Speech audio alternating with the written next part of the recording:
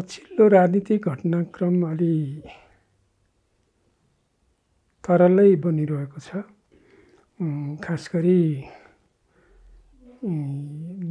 पहिलो र दोस्रो पार्टी मिलेर जुन सरकार बन्यो नि, झन्डै 2/3 सङ्ख्या चाहिँ छ। तर सरकारले आफ्नो चाहिँ पर्फर्मेन्स देखाउन सकेन र अहिले चाहिँ राष्ट्रिय जीवनका हरेक क्षेत्रमा एक प्रकारको अराजकता छ, अस्तव्यस्तको स्थिति छ। अब कुशासन, भ्रष्टाचार र अहिले पछिल्लो यो विद्युत प्राधिकरणको कार्यकारी निर्देशकलाई हटाउने निर्णयसँगै त यो चाहिँ उत्कर्षमा पुगेको छ।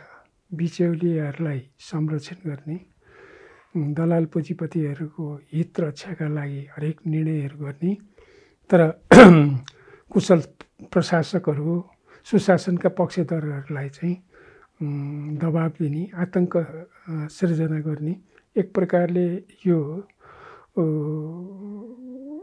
विद्युत प्राधिकरणको कार्यकारी निर्देशक माथिको मात्रै हमला होइन, इमान्दार, निष्ठावान र सरकारले जे भन्यो त्यही चाहिँ नमान्ने कर्मचारीहरूको विरुद्धको हमला पनि हो। यो चाहिँ एउटा मनोवैज्ञानिक त्रास सिर्जना गर्ने अन्तर्निहित उद्देश्य यसमा छ। यो सरासर गलत कुरा हो, त्यस्तो हुनै सक्दैन। यो चाहिँ अलिकति विवेक भएको मान्छेले, अलिकति चेतनशील मान्छेले यस्ता चाहिँ घृणित प्रचारबाजीलाई पत्याउँदैन। यो हुँदैन, तालमेलै मिल्दैन कतैबाट। त्यसकारण त्यो कुरा सरासर गलत हो। त्यो कुरालाई म सरासर खारेज गर्न चाहन्छु। त्यसको कुनै नै छैन। यो मान्छेहरूले कतै भ्रम पार्न सकिन्छ कि भन्न ठान्छन्, तर यो दुष्प्रचार हो, अनर्गल प्रचार हो र यो प्रायोजित प्रचार पनि हो। तर यो पानीको फोका जस्तै चाहिँ बिलाएर जान्छ र कसैले पत्याउँदैन। यो हुने कुरै होइन। कुरो त्यही दिन चाहिँ बैठक बोलाएर होइन अलिकति केही भ्रम पार्न सकिन्छ कि भनेर बेलुका निर्णय गर्न होइन। प्रधानमन्त्री केपी शर्मा ओलीले यसरी चाहिँ प्रचार गर्दाखेरि चाहिँ मेरो नालायकी छोपिन्छ कि भन्ने सोचेको हुनसक्छ। तर यो टिआरसी, व्यक्ति बेपत्ता पार्ने सम्बन्धी आयोग निर्माण र यो कुलमान घिसिङलाई हटाउने कुराको सहमति हुने कुरा कल्पना पनि गर्न सकिँदैन, हुँदै होइन। त्यसलाई मैले विज्ञप्ति निकालेर पनि त्यो कुरालाई खारेज गरिसकेको छु। फेरि पनि तपाईँले अझ स्पष्ट हुन सोध्नुभयो। यसमा कुनै आधार छैन, यो निराधार छ, कपोलकल्पित मात्रै होइन, यो घृणित दुष्प्रचार हो र यो दुष्प्रचार आइन्दा नगर्न म कडा चेतावनी दिन्छु र यो दुष्प्रचारबाट भ्रमित नहुन आम नेपाली दाजुभाइ दिदीबहिनीहरूलाई आग्रह पनि गर्छु। यो पनि निराधार कुरा हो। हामी अहिले जनतातिर छौँ, सरकारतिर छैनौँ। हामी जनतामा गइरहेका छौँ। अब पनि जनतामा जाने कार्यक्रम अब हामीले झापादेखि चितवनसम्मको एक राउन्ड अभियान सकेका छौँ। त्यसपछि फेरि हामी गण्डक हुँदै लुम्बिनी हुँदै सुदूरपश्चिमसम्म जान्छौँ। अर्थात् हामीले कचनकबलबाट चाहिँ अभियान सुरुवात गऱ्यौँ। अब चाहिँ हामी त्यो नेपालको सबभन्दा होचो भूभाग हो र हामी अब चाहिँ नेपालको सबभन्दा अग्लो भूभाग सगरमाथाको फेदीमा गएर समापन गर्छौँ। त्यसकारण अहिले हाम्रो सरकारतिर ध्यान छैन। हाम्रो अहिले चाहिँ जनतातिरै ध्यान छ।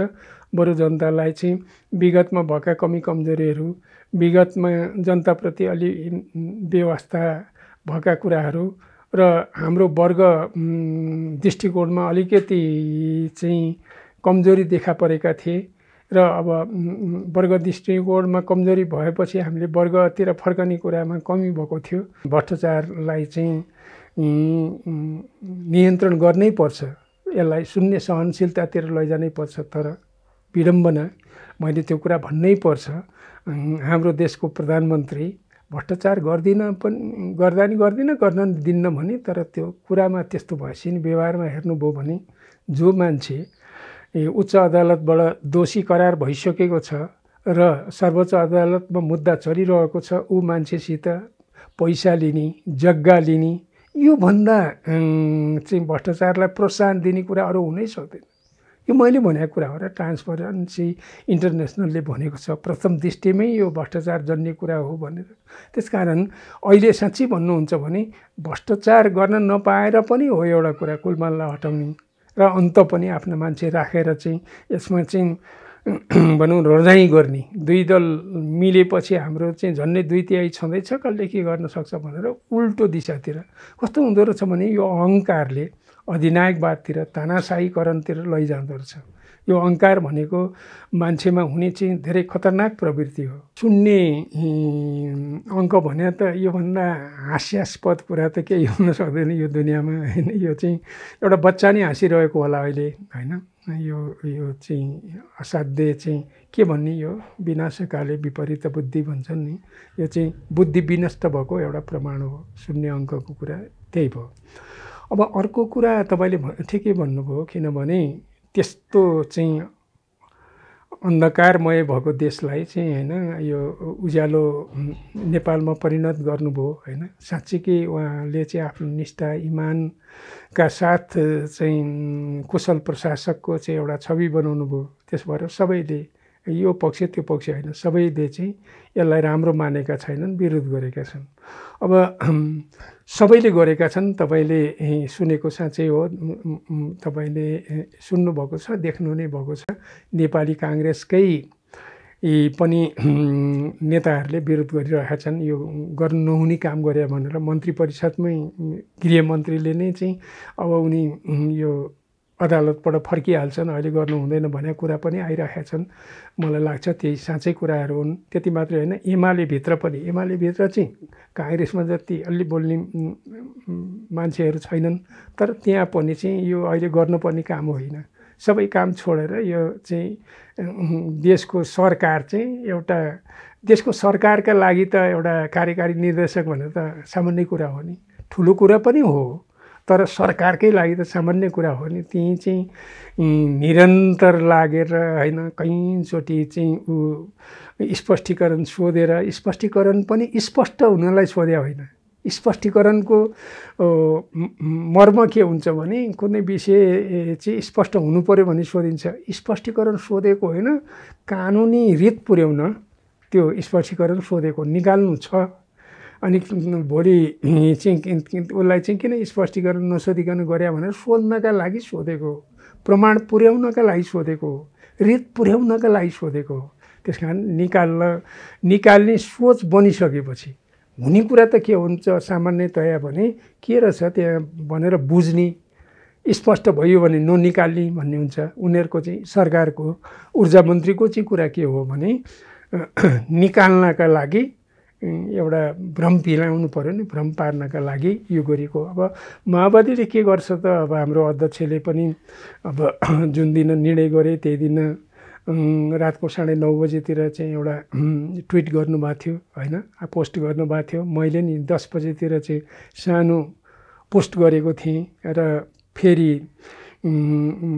विज्ञप्ति पनि तपाईँहरूले देख्नुभयो होला होइन। त्यो विज्ञप्तिमा मैले चाहिँ आफ्ना धारणाहरू प्रष्ट भनेको छु।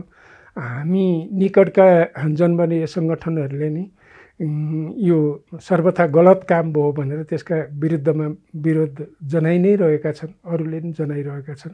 यो विरोध जनाउनु पर्ने, सरकारलाई खबरदारी गर्नुपर्ने, यस्ता चाहिँ भनौँ न सुशासन विरोधी हरकतहरू रोक्नुपर्ने भएको हुनाले अझ सबैले तीव्र दबाब दिएर यो सरकारलाई त्यो निर्णय फिर्ता लिनका लागि बाध्य पार्नुपर्छ। म यो अपिल गर्छु। निर्णय सरकारले फिर्ता गर्यो भने उसकै लागि धेरै राम्रो हुन्छ, नत्र भने उसले अझै चाहिँ यो फिर्ता नगर्नेतिर गयो भने धेरै महँगो पर्छ भन्ने जस्तो लाग्छ मलाई। यो निर्णय उसका लागि धेरै महँगो पर्छ।